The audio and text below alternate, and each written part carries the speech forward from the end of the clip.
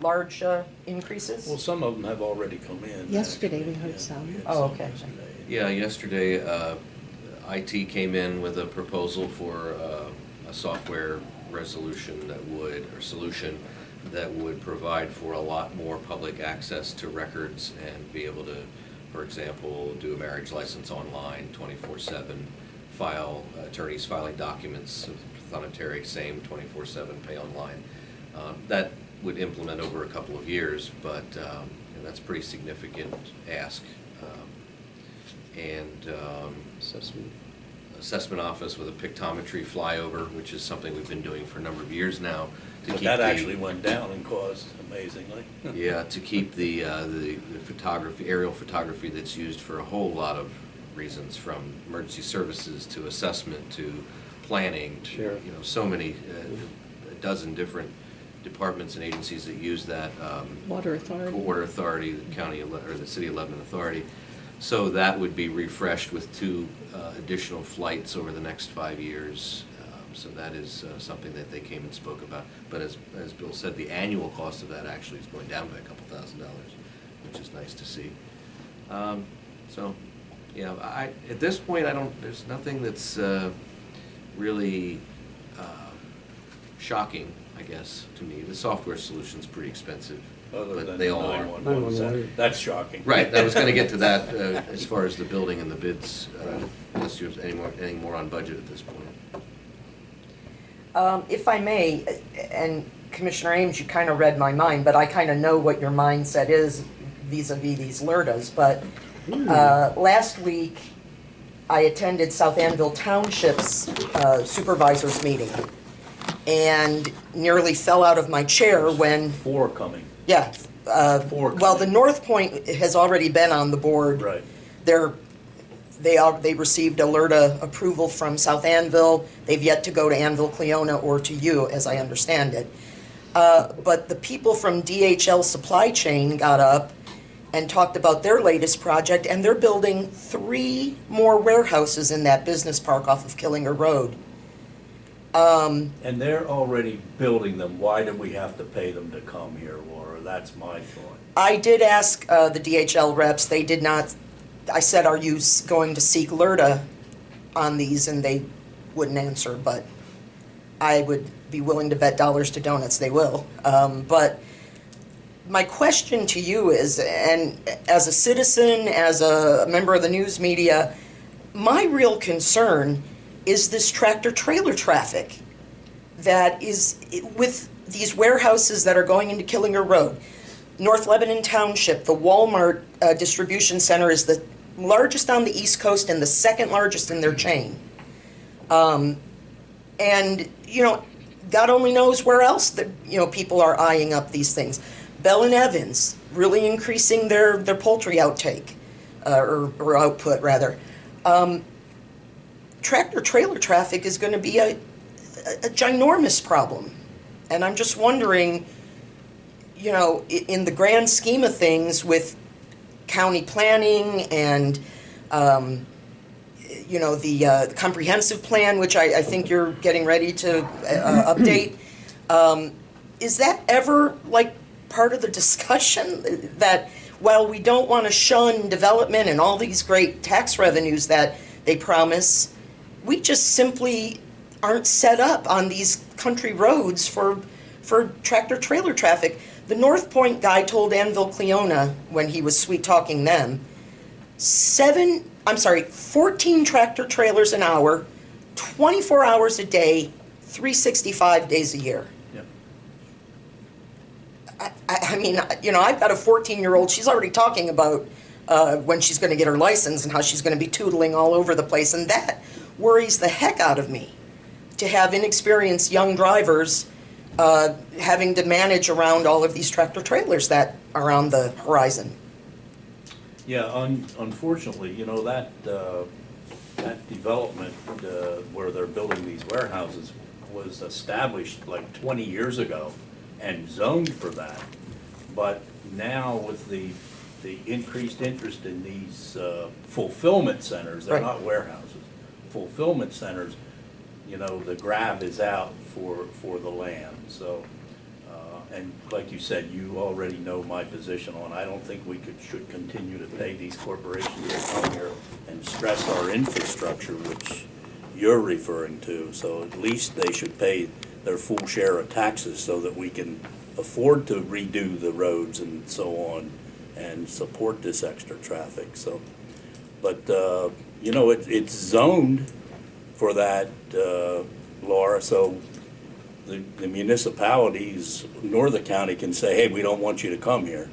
You know, I mean, it's, but it is, and to me, and of course, that land, even though it was designated for development, has been in agriculture for that entire time since it was zoned that way.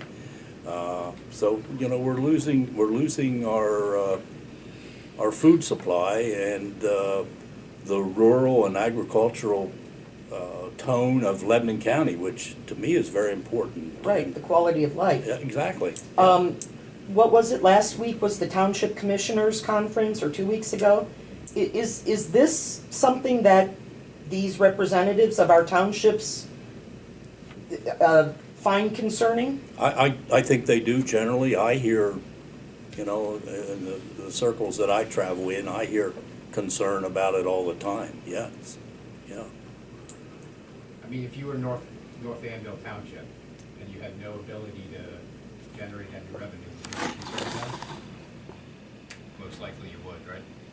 Well, So they can generate the revenue, they have to pass a tax, Yeah. which everyone else has, but.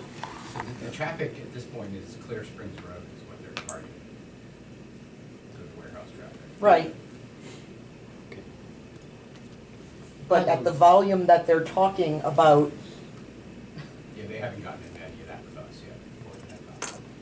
Volume-wise. oh, I just have a follow-up on the budget. There was a couple ladies came to a meeting a little while ago that were county retirees. They had asked for an increase. Has that been discussed? Is that on the table? I'll For an defer to our increase? controller. Tell them, Bob. Want me to? I had asked our actuary to give me an estimate as to how much it would cost to do that, and the estimate would be $4 million. It would add $1 million under the new government standards accounting board. It would add $1 million a year to the annual defined contribution, determined contribution for the next 4 years, and the new government accounting standard board's policy that will be coming out in the next year or two. In the future, it would recognize that increase if we granted it in 1 year, not over 4, which would be a $4 million. In this case, would have been a $4 million increase in 1 year that the county would have to pay out. Thank you. Anything else? Jamie? Yeah, just want to speak to the DES project, to the emergency services building, the advertisements. The plans are available and already out on the street with some general contractors and some of the prime contract bidders. The advertisements are scheduled, and we'll be opening those bids November 10th, with the idea of coming in here whenever the following Thursday to make recommendation on the bids coming in, and then hopefully, as long as the numbers are falling into the parameters that we hope, going out to the bond market sometime mid to late November, hopefully before Thanksgiving. The markets get a little bit lazy after Thanksgiving and toward the holidays, so it's more opportune to do that before the holidays. So that is the timeline in terms of the financing and the bidding of that project. So I just thought I'd bring you up to date on that. There was a pre-bid meeting last week, good showing, lots of interest in it.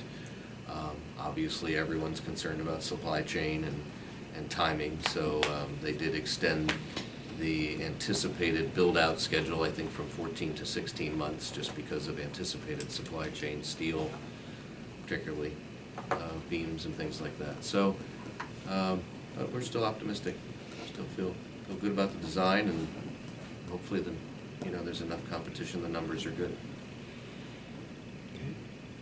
Jamie, I hate to ask you this, given, I don't want you to slam the door or throw anything at me, but Try not to. can you just, has everything settled down at MDJ Wolf's office? Is the Yeah. humidity down and all that? I'd be happy to report on that.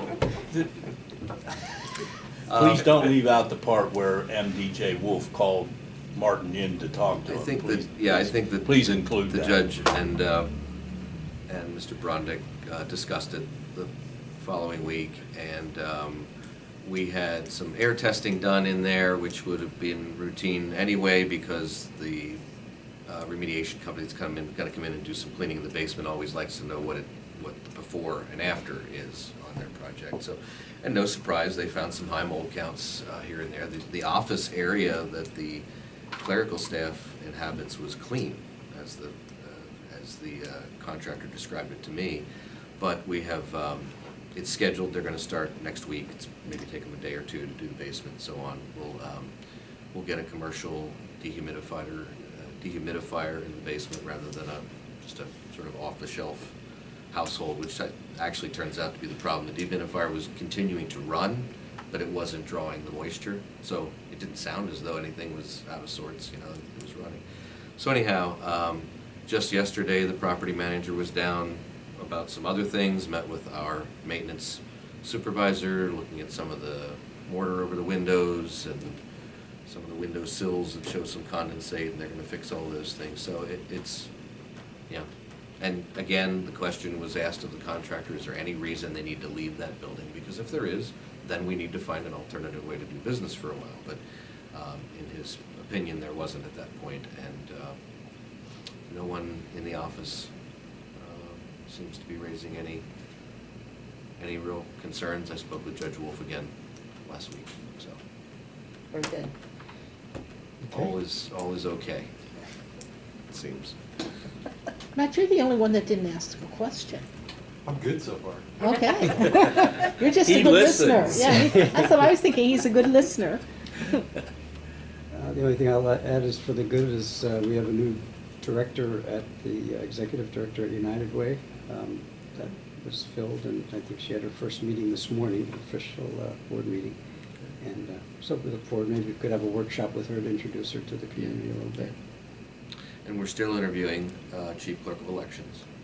However, we have, as I did last meeting, ran through the contract for Pat Nace, retired director in Snyder County. And, it's sort of comical. She comes here 1 or 2 days a week, and she reports to me, and she says, I think it's good. I'm not needed at this point to do any heavy lifting. And she said, if that's okay. I said, what's okay with me is that you see things are okay, That's exactly from her right. perspective. And of course, Mike Anderson's still here in the building and touches base, but they got their trainings in for the poll workers Monday. I think there's 1 or 2 of those left to go. It looks like we're gonna have sufficient help and expertise to get through here, even if we have happen to hire somebody in advance of Election Day. There'll be plenty of hands-on, and Joe, who was retired from the office, though, is coming back on Election Day to assist, and a lot of experienced Election Day workers to carry it through. Like Elaine Ludwig, who also was a former voter Well, registrar. yes, I think it's important to note how people want to join in and help Yep. come together. Absolutely, yeah. So you'll have canvassing on Tuesday morning, which you'll need to commence Yep, right here. first thing in the morning. I think it's gonna be upstairs. Oh, on the third floor 306, again. Yeah, because the Okay. machines occupy the Alright, space and so sure. on. But you do have to kick that off as the election board. Now, I'm not sure you need to stay for every minute of it if it's your choice. Well, we did. But it needs to be commenced by you, and then Wednesday, there will be some counting of the ballots that come in after lunchtime Monday, I think is the cutoff. And then you do those they can come in up until 8 PM on Tuesday, but you don't do those, That day. live as they come through the door on Tuesday. Those are saved until Wednesday. And then computation on Friday. And are we still going to have, somehow I had a question on this. Are we still going to have limited numbers of observers based on parties picking who their observers are? Or will more people be able to come in? I don't know the answer to that. I can check, but I don't know. I don't know. Okay. So I have to get that. Well, if you find out, that would be very helpful. Was that an election board decision? I don't know. I didn't spend much time with you guys when you were doing your canvassing, so I don't remember if that was something that Michael just, imposed as a policy. Was it for COVID at the time, do you know, or was it just to limit? I don't think he limited it to. as Yeah, far as I there know. was like I'm picking a number, 3 Republicans and 3 Democrats allowed at a I time. always thought there were more Democrats in the room, but that's just me. No, there was a limited number. Start the issue. Okay. That's something I think we need to either discuss or either carry forward that practice or develop a new I one. mean, obviously, the room has only so much room. Yeah. Right, You know, and you have to keep machines the are set up in records the safe. perimeter, and Yeah. the election day workers are doing their thing, but, Mhm. yeah. Okay. Entertain a motion to adjourn. So moved. We Second. stand adjourned. Thank you all for your input and your attendance, and we are